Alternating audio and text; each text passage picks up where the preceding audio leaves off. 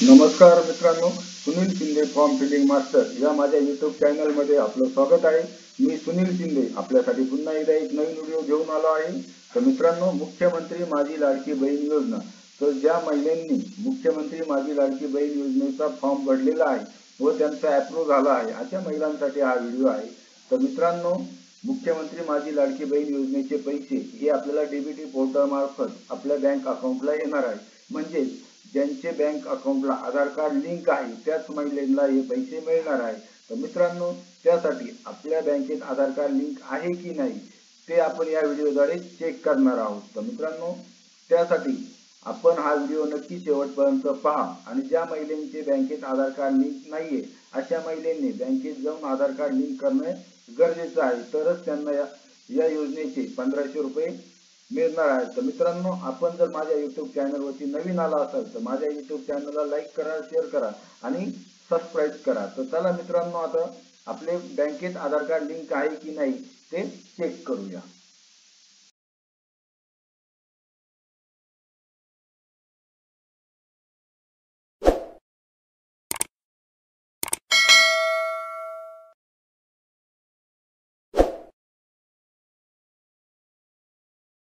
तर मित्रांनो, या ठिकाणी गुगलमध्ये आधार लॉग इन असे टाईप करायचे आहे आणि त्यानंतर इंटर द्यायचं आहे। इंटर दिल्यानंतर या ठिकाणी मित्रांनो myAadhar.uidai.gov.in अशी वेबसाईटची लिंक दिसेल, त्यावरती क्लिक करायचे। त्यावरती क्लिक केल्यानंतर या ठिकाणी लॉग इन बटनावरती क्लिक करायचे आणि लॉग इन बटनावरती क्लिक केल्यानंतर मित्रांनो आपल्याला आपला 12 अंकी आधार नंबर या ठिकाणी टाकून घ्यायचा आहे।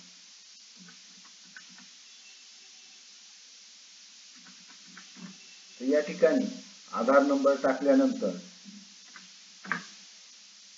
या ठिकाणी कॅप्चा टाकायचा आहे। तर मित्रांनो, कॅप्चा टाकताना हा केस सेन्सिटिव्ह असतो, म्हणजे स्मॉल लेटर असेल तर स्मॉल आणि कॅपिटल असेल तर कॅपिटल लेटर टाकायचं। तर या ठिकाणी मी आता कॅप्चा टाकून घेतला।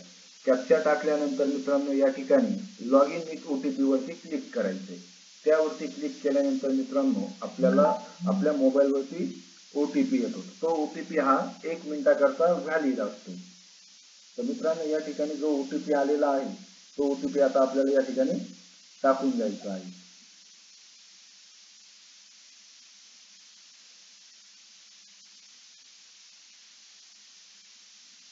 तर मित्रांनो, या ठिकाणी मी ओटीपी टाकून घेतो।